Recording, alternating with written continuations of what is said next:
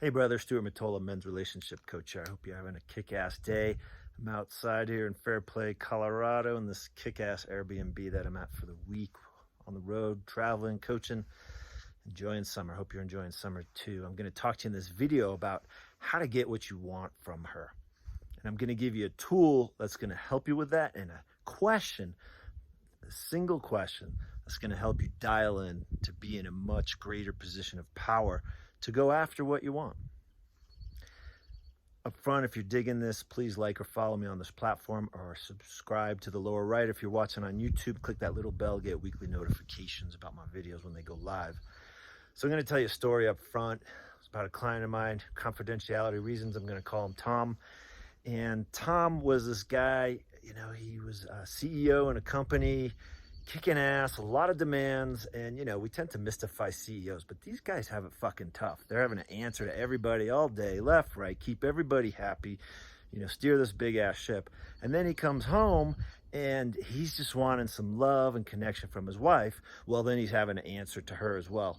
Well, part of the reason he became a CEO is because he got good at answering to people. He knew how to climb his way up in the ladder of the corporate culture. But what he learned in that corporate culture was trying to please others so that he could be happy. And he brought that behavior home to his wife. And maybe you got that going on as well. So let me ask you real quick. Do you believe that you need to make her happy so that you can be happy? Okay. And if so, how is that working out for you? Okay. Just take a pause. And if you got a comment, please leave it below. I'd love to hear from you. So anyway, Tom would come home and he wouldn't even get a hello from his wife. It was almost as if he was a piece of furniture. And instead of advocating for himself, he would go into this retreated and withdrawn place within himself and really go into a place of just victim and complaint. And, what the hell's wrong with her? Why won't she see me? And a part of him felt like, what's up, woman? I work my ass off so that you can have all these beautiful things. We could have this beautiful family. And, I can't even get a simple hello when I come home. He wanted a lot more than hello, hello. What was hello about? What's hello about to you? It's about connection. It's about building mutual respect, love, connection, sex. All those things were underneath a simple hello for him. So I'm going to give you this question right now, and I want you to answer it for yourself. And this is one that I gave Tom, and it helped dial in how he was acting. Okay, and he wasn't aware of this. So to set this up, consider for a brief moment that place or that thing that you're not getting from your wife or your partner.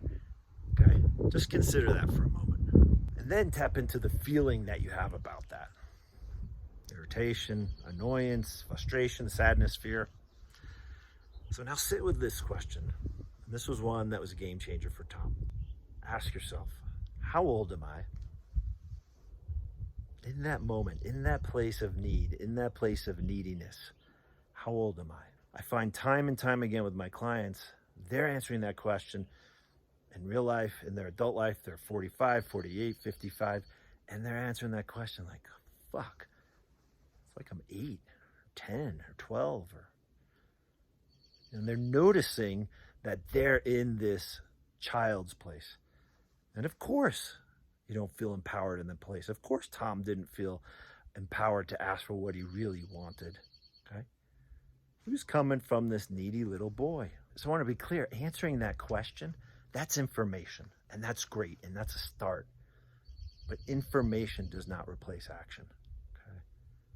So once you get clear on how old you are in that needy place of not advocating for yourself, not asking for what you want in your relationship or marriage, once you get clear on who's running you, the man or the boy, now you can start to access these strategies of action to go after what you want with your partner. I'm going to give you a few tips. When you're in your adult, you can start to notice the difference of when you're asking for approval versus when you're asking for connection. So it's the man who can ask for connection. The little boy wants approval. I know how that works, and it does not, I don't feel empowered.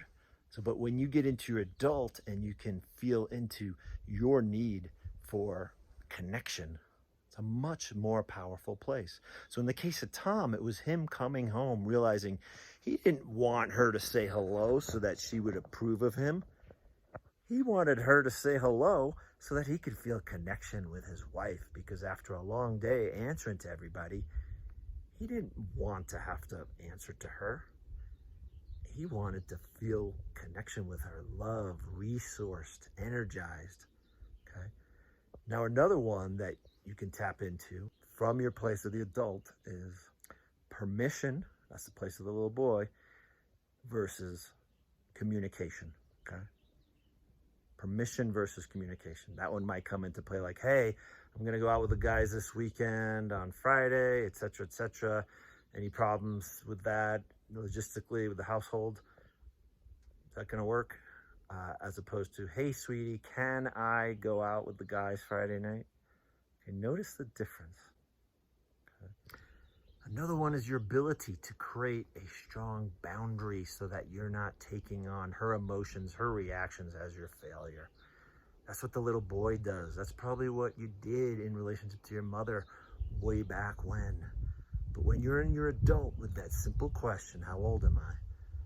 Then you're able to have just a boundary, a healthy one, where you don't take it all in, and you're in a better place to ask for what you want, to go after what you want. Now, Tom did this with his wife over the course of 6 weeks. And I was coaching him through this. There are a lot of refinements, a lot of fuck-ups. I often call them sacred fuck-ups. I say sacred because you get a chance to learn from them, and that's information for you. So it's so important when you're putting these things into action that you have support with a relationship coach or somebody who can keep you on track to go after what you want. That's the work I do with men. I'll leave a link to contact me below. And so when Tom started acting from his place of the adult man, he started to notice that his wife was responding better. It became clear to her that a hello when he came home was very important to him. And it opened the door for further connection and the importance of pausing to actually connect with one another. It created more respect, more trust, more connection. It sounds so simple, and it is, but it takes the courage to start implementing and moving into action. For a lot of guys, that's really tough because they've been stuck for many, many years in complaints, a place of victim, failed strategies. And I want to lift you up, brother, so that you can be successful in your relationship and get what you want with your wife or partner. I'm going to leave some links below for a men's group I run, as well as other resources. I hope this was helpful. If it was, please like or follow me on this platform. And if you're watching on YouTube, please subscribe to my channel to the lower right and click that little bell to get weekly notifications. Have a kick-ass day, brother, and go after what you want in your relationship. Every day is precious.